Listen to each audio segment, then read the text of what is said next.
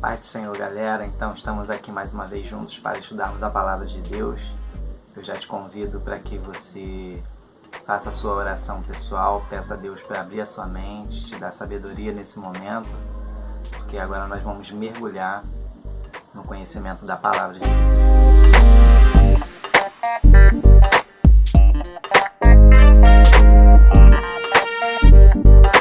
Então, nós chegamos na nossa lição de número 8 e essa lição vai falar sobre a batalha contra Ai.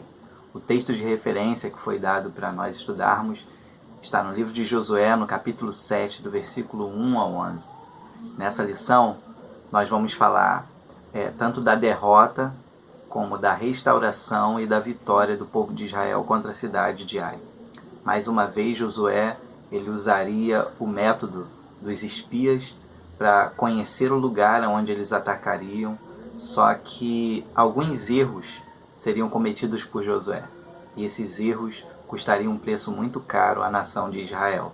Nós vamos aprender o perigo do pecado, o quanto ele pode ser desastroso na vida de um exército, mesmo que esse tenha sido escolhido por Deus. Propriamente o pecado de Acã.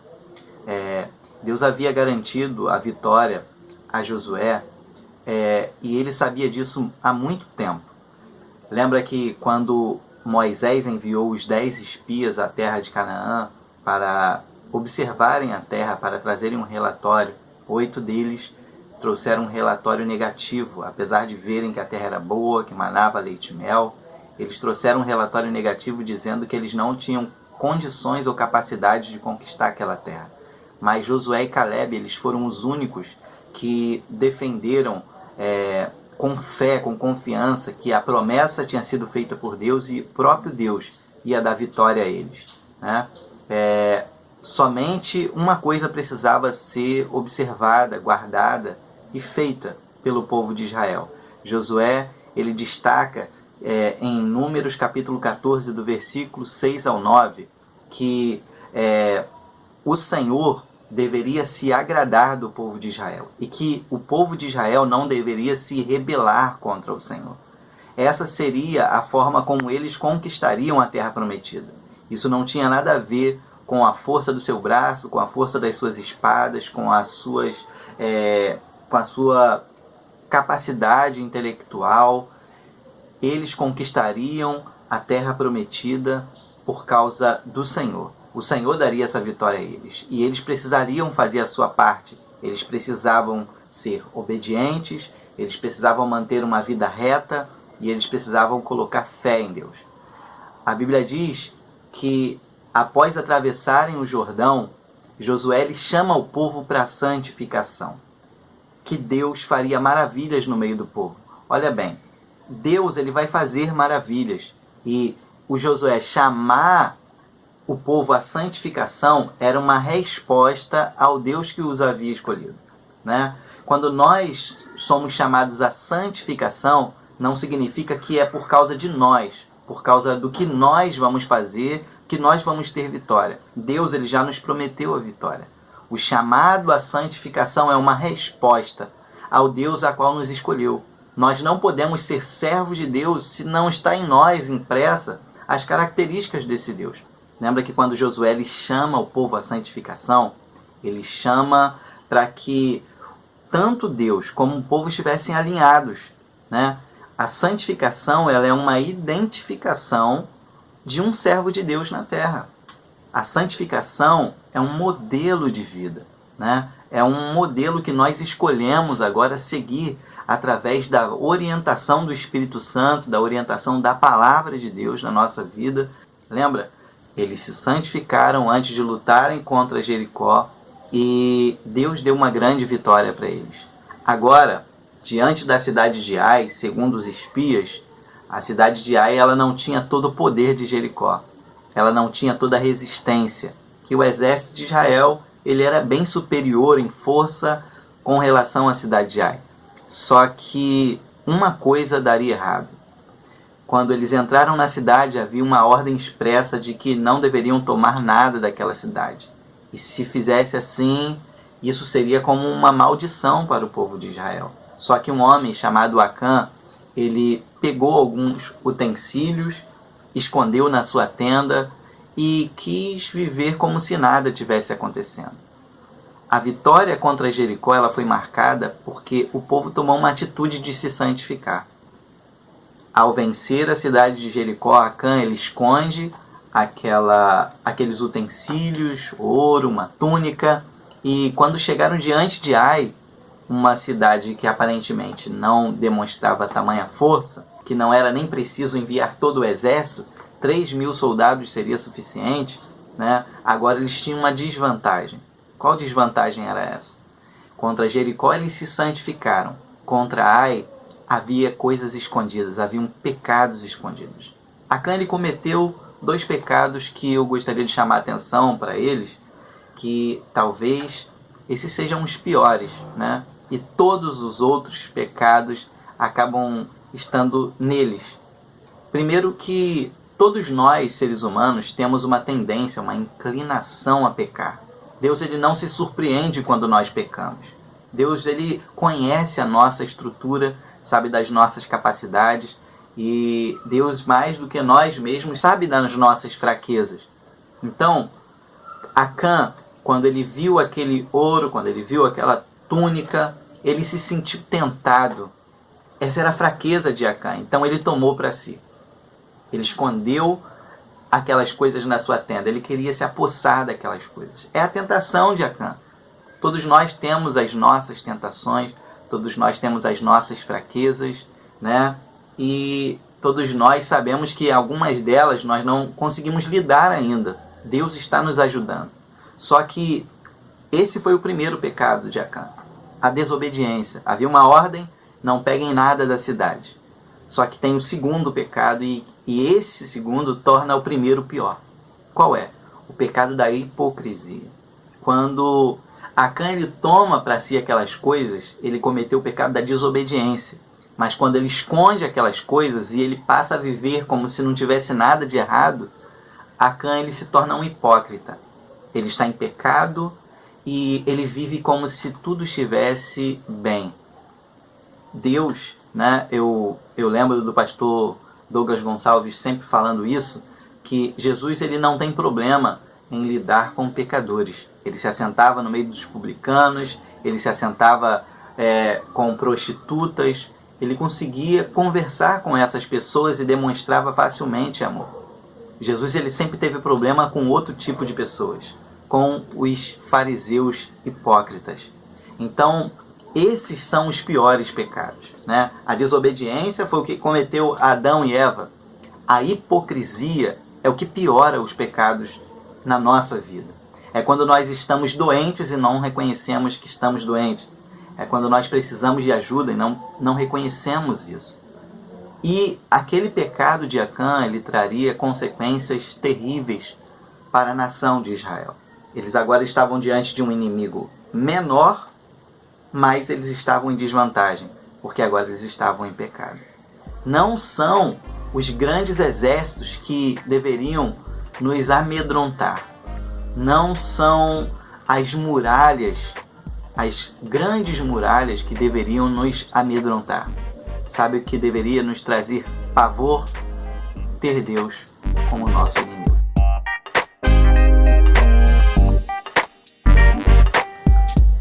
Deus mais uma vez se mostraria justo, com uma balança justa com relação ao pecado. Lembra que a nossa aula ela gerou um debate quando falamos sobre como Deus ele foi justo e um juiz implacável contra os cananeus, que ele trouxe um juízo e que todos deveriam ser mortos. Há um questionamento muito grande sobre o juízo de Deus, né? Porque, poxa, por que Deus ele foi tão implacável? Agora Deus seria implacável contra o seu próprio povo, deixando bem claro que Deus ele não tem seus filhos prediletos, da qual ele vai passar a mão na cabeça quando errarem. Com relação ao pecado, Deus ele é igual para todos, inclusive para o povo de Israel. E nós vemos isso claramente nessa história, nessa parte da história de Josué, com as lutas que foram travadas no início para conquistar a terra prometida. Quando Acã ele toma para si aqueles utensílios e ele esconde, Deus ele trataria com a devida justiça o seu povo. Todo o povo seria prejudicado por causa do pecado de um homem. Talvez isso seja um pouco também questionado por nós, talvez nós vejamos um problema nisso. Só que Israel, ele é um povo. E assim como nós, igreja, somos um corpo. Quando o meu dedinho do pé ele está doente, eu estou doente. Quando a minha boca está doente, eu estou doente, né? Porque faz parte de mim. Quando Acã cometeu aquele pecado, todo Israel estava comprometido. E nós vemos que o pecado da hipocrisia na vida de Acã foi o que complicou as coisas. Primeira carta de João, capítulo 1, versículo 9, diz que se confessarmos os nossos pecados, Ele é fiel e justo para perdoar os nossos pecados e nos purificar de toda a injustiça. Nós precisamos estar prontos a confessarmos os nossos pecados, porque Deus é misericordioso e justo, né, para nos perdoar. O problema de Acã foi que ele não confessou. Eu lembro de uma pregação do pastor Luciano Subirá também, que ele falava quando Deus se torna o inimigo. Sabe, Deus havia prometido a terra para o seu povo. Certamente Deus daria vitória para o seu povo. Lembra que em Números, capítulo 25, foi o que o pastor Luciano usou na sua pregação? Balaque queria usar Balaão para amaldiçoar o povo de Deus. Só que todas as vezes que Balaão ia amaldiçoar o povo de Israel, na hora ele abençoava o povo. No final das contas, Balaão ele percebeu que havia uma maneira de vencer o povo de Israel. Não adiantava amaldiçoar o povo, não adiantava enviar exércitos. Ninguém poderia vencer aquele povo, porque Deus estava guardando. Havia um favor de Deus sobre eles, havia proteção de Deus sobre eles. Então eles seriam sempre vitoriosos. Então Balaão ele encontrou uma maneira. Qual foi essa maneira? Enviar para Israel mulheres moabitas, assim eles se misturariam e começariam também a acender uma velinha para os deuses moabitas. Ou seja, eles pecaram contra Deus. E quando eles pecaram contra Deus, o favor de Deus, a proteção de Deus foi tirada deles. E assim Israel, ele acabou sofrendo uma derrota. Então, não é o exército de Ai, ou o exército de Jericó, ou os cananeus, que deveriam nos colocar medo. Esses não são os nossos piores inimigos. Quais são os nossos piores inimigos? Os nossos próprios pecados. Quando Acã ele escondeu aqueles utensílios e ele passou a viver hipocritamente, Israel ele mais uma vez foi lutar uma batalha e ele perdeu aquela batalha.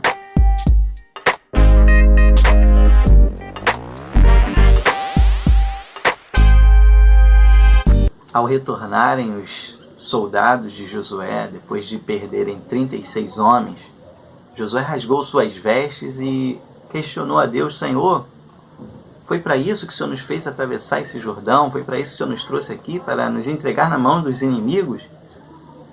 Josué ele responsabilizou a Deus por aquela derrota. E a aplicação disso aqui para a nossa vida é algo muito sério. Às vezes, nós estamos responsabilizando Deus por causa de algumas derrotas que nós estamos sofrendo.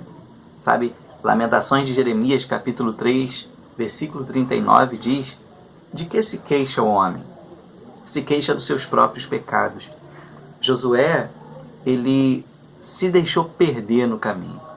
Parece que ele relaxou após ter vencido Jericó. Sabe o que fez a diferença em Jericó? Josué, antes de atacar a cidade, ele chamou o povo à santificação.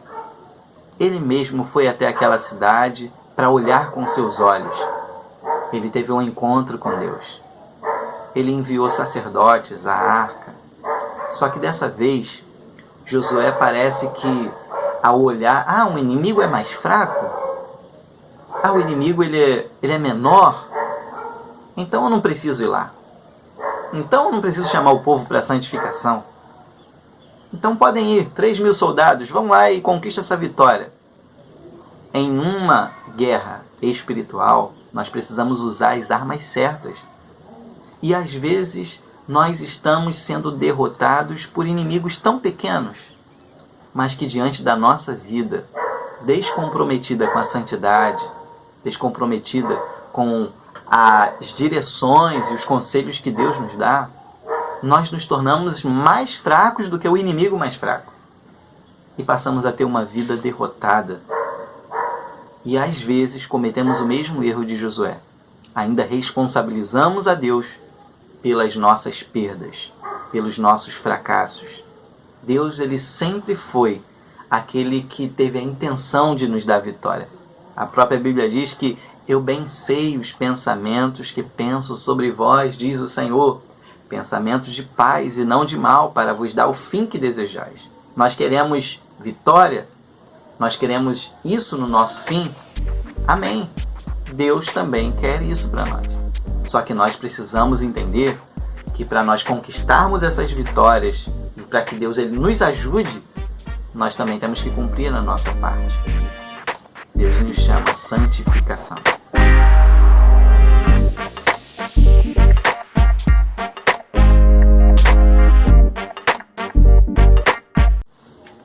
Esses dias eu tenho pensado sobre um problema seríssimo que nós precisamos tratar na nossa vida, que é a questão do auto-engano. Israel ele foi para a batalha com 3.000 soldados, crente que iriam vencer facilmente aquela batalha.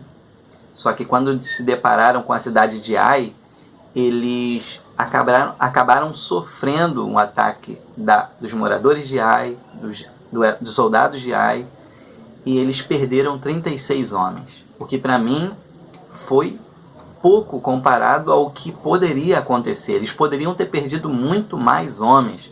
Foi também a misericórdia de Deus ali. O perigo do auto-engano, ele nos leva até a ir contra aquilo que Deus nos falou. Vou dar um exemplo para você, em Mateus capítulo 26, do versículo 31 ao 35, quando Jesus chega para Pedro e fala assim: Pedro, você vai me negar 3 vezes. Pedro, ele não aceita aquilo. Ele diz: Senhor, todos eles podem te negar, que eu nunca te negarei. Sabe, o próprio Jesus está falando para Pedro. E ele não aceita nem mesmo as palavras de Jesus. Sabe, quando Deus ele fala algo, nós precisamos dar atenção ao que Deus fala. E Deus fala de muitas maneiras. Deus fala através da sua palavra, Deus fala através do Espírito Santo, e Deus fala também através dos conselhos daqueles que Ele mesmo coloca na nossa vida. Às vezes, nós estamos tão enganados em nós mesmos que nós não aceitamos o conselho, não aceitamos o conselho da palavra, não ouvimos a voz do Espírito Santo. Nós corremos um sério risco aí. É capaz de nós estarmos como Josué em alguns momentos da nossa vida, diante de uma muralha, e nós não sabermos como vencer aquela muralha. Mas Deus está conosco, nos aconselhando, nos direcionando, e nós vencermos aquelas muralhas. E daqui a pouco nós estamos diante de um problema como a cidade de Ai, que é algo muito menor, que é algo muito inferior aos demais outros problemas, e esses problemas nos derrotarem, nos deixarem envergonhados. Foi o que aconteceu com Josué e o seu exército contra a cidade de Ai.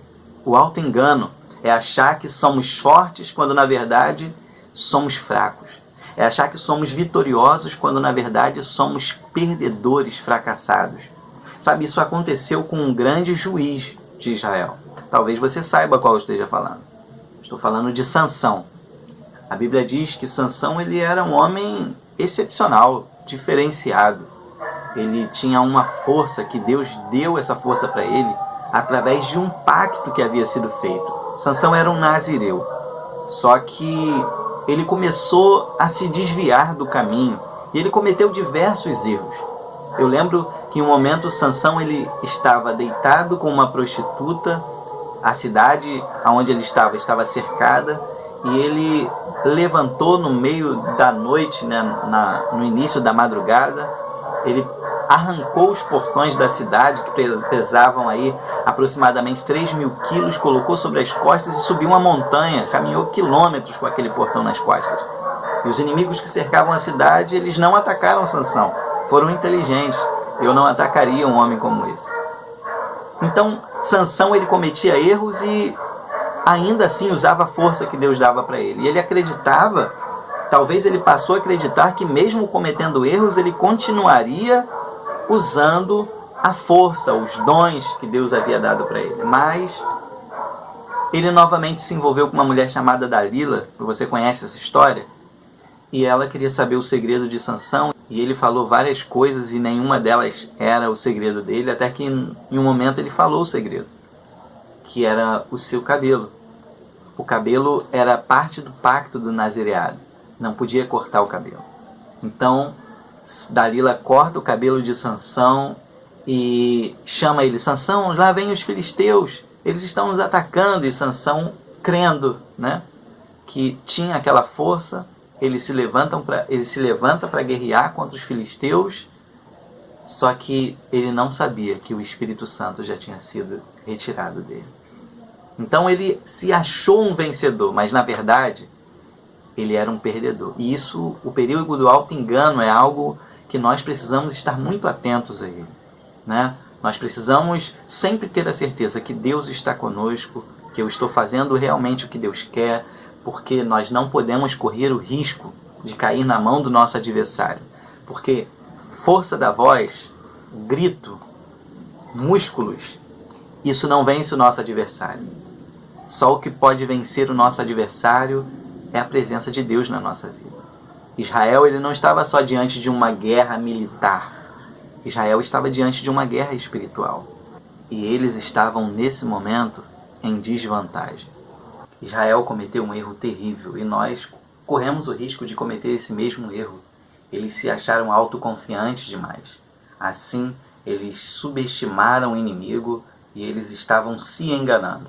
Quando acharam que eram mais poderosos, eram mais fracos. Jesus nos ensinou a sermos humildes. Até na hora de nós considerarmos os nossos inimigos, precisamos ser humildes. Não porque o nosso inimigo ele é invencível, mas porque a nossa confiança ela deve estar sempre posta em Deus, seja o nosso inimigo forte ou aparentemente fraco.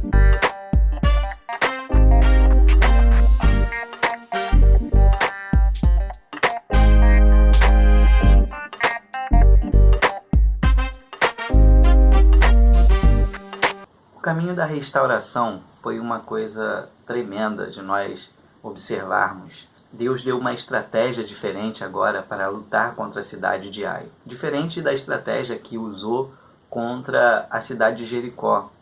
Vale a pena nós pensarmos sobre isso, porque na hora de nós travarmos as nossas batalhas, os princípios serão sempre os mesmos, os valores, a vida em santidade, né? Os valores que estão na palavra de Deus serão sempre os mesmos.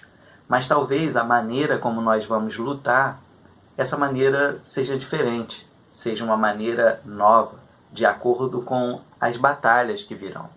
Lembra que contra os amalequitas, Moisés ele subiu um monte e estava com ele Arão e Hur, e Josué ele foi à frente da batalha. Isso está no livro de Êxodo, capítulo 17, versículo 8 ao 16. E naquela ocasião, Moisés ele teve de levantar o seu cajado até que a vitória fosse completa contra os amalequitas. Hur e Arão tiveram que ajudar Moisés a manter os seus braços erguidos até que a vitória fosse completa. Josué estava lutando naquela batalha. Agora, Josué ele era o líder. Josué ele era o Moisés daquela geração. Então, em Josué capítulo 8, versículo 26, diz que Josué ele teve de ficar com a sua lança erguida ao céu até que a vitória fosse completa. Então nós vemos aqui diferenças e coisas semelhantes. Existem coisas que permanecerão as mesmas na hora de nós lutarmos as nossas batalhas. Mas existem caminhos, estratégias que Deus sempre nos dará para como devemos lutar as nossas batalhas. Seria um erro nós acharmos que sempre temos que lutar da mesma maneira. Não. Inimigos diferentes, estratégias diferentes. Inimigos diferentes, princípios sempre os mesmos, os princípios da palavra de Deus. O povo agora estava tomado pelo medo diante daquela tão grande derrota. Mas Deus restauraria a esperança do povo ao falar novamente com Josué e mostrar qual seria o caminho da vitória. Antes de nós travarmos batalhas contra os nossos inimigos exteriores, primeiro, é bom nós darmos muita atenção para isso. Nós temos que vencer os nossos inimigos interiores, a saber, o pecado.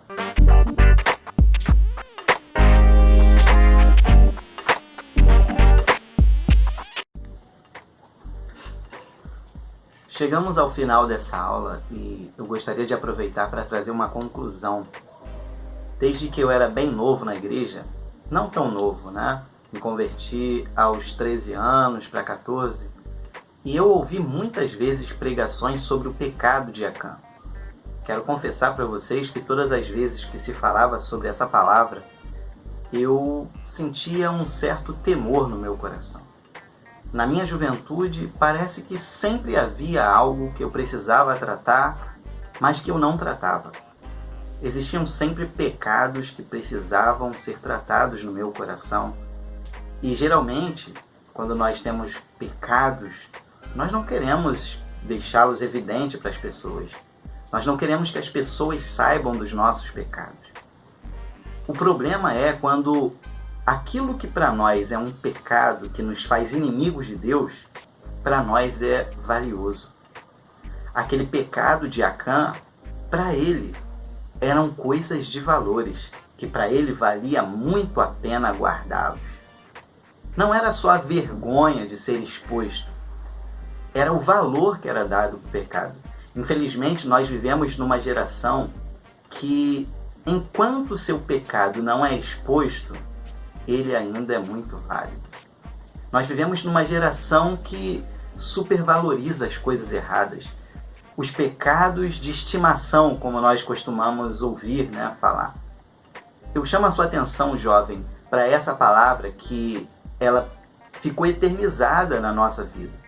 Essa palavra que se tornou uma lição de geração a geração. O pecado de Acã, ele precisa nos trazer alguma reflexão sobre a nossa própria vida. Deus, ele não aceita e não tolera, independente de nós estarmos no meio do seu povo. Pecado para Deus sempre será pecado. A verdade é que, vivendo com esses pecados, nós podemos viver também uma vida fracassada. E podemos, assim, cometer o erro que Josué cometeu. Responsabilizar a Deus pelos fracassos vividos. Questionar, ó Deus, por que essas coisas estão me acontecendo? Perder o favor de Deus é algo que vai nos trazer prejuízos. Inevitavelmente vai nos trazer prejuízos. Que Acã, ele continue sendo um exemplo para nós. Infelizmente, a nossa geração é uma geração gospel. É uma geração que gosta de louvores, gosta de música, tem bom gosto até, mas é uma geração que tem uma vida dupla. E nós não podemos correr esse risco de viver uma vida hipócrita como foi a vida de Acã. Se Josué não está vendo, Deus está vendo. E Josué, como líder, ele acabou vivendo até alguns prejuízos por conta de Acã.